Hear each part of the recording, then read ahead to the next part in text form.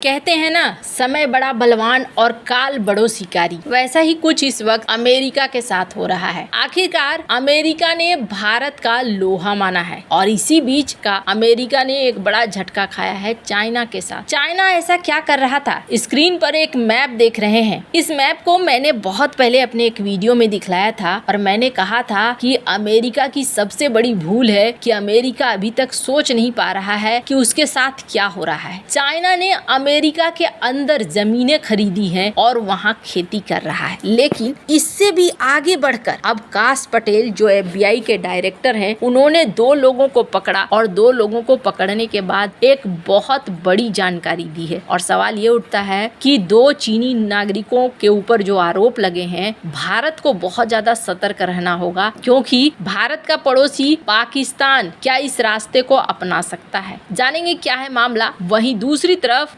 आखिरकार लुटनिक ने भारत का लोहा क्यों माना है। जियोपॉलिटिक्स में बहुत कुछ चल रहा है, हमेशा की तरह जानने को मिलेगा बहुत कुछ। आइए जानते हैं इन खबरों को विस्तार से। ये जो मैप मैंने आपको शुरुआत में दिखाया, चाइना ने इन जगहों पर जमीनें खरीदी हैं। सबसे बड़ी बात यह है कि चाइना ऐसा नहीं है कि एक दिन में उसने ये सारी जमीनें खरीद ली हैं। ये जमीनें खरीदने में उसे वक्त लगा है, लेकिन वो जमीन खरीदता चला गया और अमेरिका उस वक्त अंधा बना हुआ चुपचाप ये सीन देखता चला गया या इग्नोर करता चला गया। शायद उसे उम्मीद ही नहीं थी कि चाइना कुछ ऐसा भी कर सकता है जो भविष्य में उसके लिए खतरनाक हो सकता है। और आपको बता दूं, ये छोटे छोटे जमीन के टुकड़े देख रहे हैं जिन जगहों पर कहा जा रहा है कि ये खरीदा गया, और ये वो इलाके हैं, अगर आप ध्यान से देखेंगे तो इन इलाकों के आसपास 2 चीजें हो रही हैं। एक तो चाइना को जमीन मिल रहा है, दूसरा चाइना अमेरिका के बेस के आसपास ही इन जमीनों में खेती कर रहा है। यहाँ देखिए फोर्ट इरविन है, तो ये जो लाल लाल इलाका है, ये जमीनें यहाँ पर चाइना की है। यहाँ पर कैंप है तो यहाँ पर है। इसके अलावे अगर आप देखें तो यहाँ पर ग्रैंड फोर्क एयरबेस है, तो यहाँ पर है। मतलब कहने का अर्थ ये है कि जहाँ भी अमेरिका के महत्वपूर्ण जगह थे, उन जगहों पर इन्होंने छोटी छोटी जमीनें खरीदी और यहाँ पर ये खेती वेती करने लगे। अब माना गया कि इससे 2 काम हो रहा था।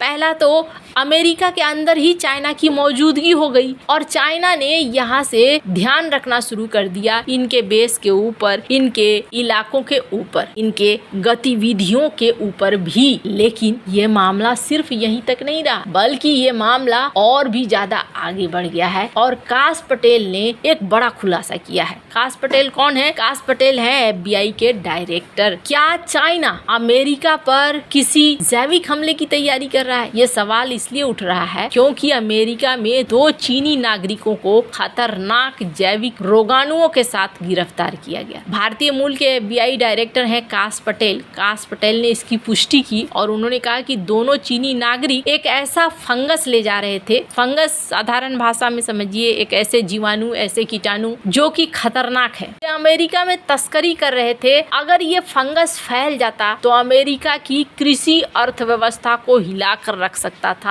एग्रीकल्चर इकोनॉमी अमेरिका की तबाह हो सकती थी। काश पटेल ने क्या लिखा है? इन्होंने लिखा है कि मैं पुष्टि कर सकता हूं कि FBI ने अमेरिका के भीतर एक चीनी नागरिक को गिरफ्तार किया है जिसमें कथित तौर पर देश में एक खतरनाक जैविक रोगाणु की तस्करी की थी। पटेल ने यह भी कहा कि फंगस किस तरह का था और उसका क्या असर हो सकता है। उन्होंने ये भी कहा कि यूनकिंग जियान पर आरोप है कि उन्होंने फ्यूसेरियम ग्रेमिनेरम नामक खतरनाक फंगस की तस्करी की है जो एक एग्रो टेररिज्म एजेंट है। इसका मतलब ये समझ लीजिए कि आतंकवाद का एक दूसरा रूप जो खेती के लिए है। पहले के जमाने में क्या होता था ना, जब एक देश के सेना के ऊपर दूसरे देश की सेना हमला करती थी ना, तो फिर वो फसलों को तबाह कर देते थे और तबाह करते हुए जाते थे। पर अभी का सीन क्या हो रहा है? अभी इन्होंने पहले ही फैलाना शुरू कर दिया है। कहा जा रहा है कि कई ऐसे जीवाणु कीटाणु हैं जिनके फैलने से स्वास्थ्य संबंधी बीमारियों के साथ साथ पूरी फसल ही बर्बाद हो जाएगी। कहा गया कि इस बंदे को चीन की सरकार से फंडिंग हासिल हुई। पटेल ने कहा कि जो साक्ष्य मिले हैं, जियान चीनी कम्युनिस्ट पार्टी के प्रति वफादार थी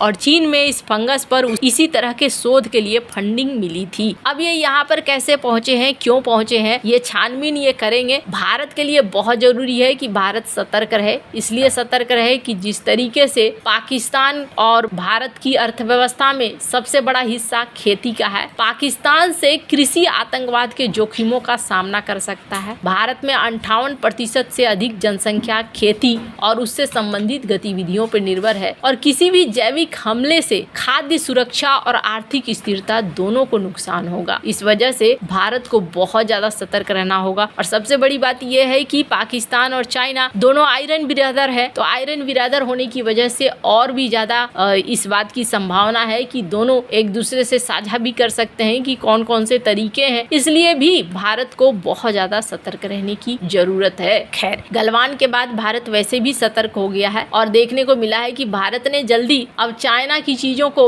जिस हद तक हो सकता है प्रतिबंधित करना शुरू कर दिया है। खैर, अब जहां एक तरफ ये सब कुछ चल रहा है, वहीं दूसरी तरफ आखिरकार अमेरिका को भी अब भारत की अर्थव्यवस्था को लेकर कहना पड़ रहा है। स्क्रीन पर आप देख सकते हैं इनको, लुटनिक है ये। कल हमने आपको बताया था कि इन्होंने रूस भारत के व्यापार संबंधों को लेकर कहा कि आप गलत कर रहे हैं, अगर ऐसा करते हैं तो हम चिढ़ते हैं। क्यों चिढ़ते हैं? तो इसका मतलब ये है कि अमेरिका से हथियार खरीदो, रूस से हथियार मत खरीदो। लेकिन लुटनिक ने अपने भाषण में ये भी कहा कि भारत की अर्थव्यवस्था असाधारण है। एक महान अर्थव्यवस्था को महान बनाने वाली जो भी चीजें चाहिए वो भारत के पास है। इन्होंने कहा कि मेरे ज्ञान के आधार पर भारत के लोग उस जोश और महत्वाकांक्षा को रखते हैं, यही कारण है कि उनकी अर्थव्यवस्था हमेशा बढ़ेगी। उन्होंने भारत की डिजिटल परिवर्तन, स्टार्टअप इकोसिस्टम और सार्वजनिक निजी सहयोग की सराहना की और कहा कि भारत में ऐसी चीजें हो सकती है जो कहीं और संभव नहीं है। लुटनिक ने भारत के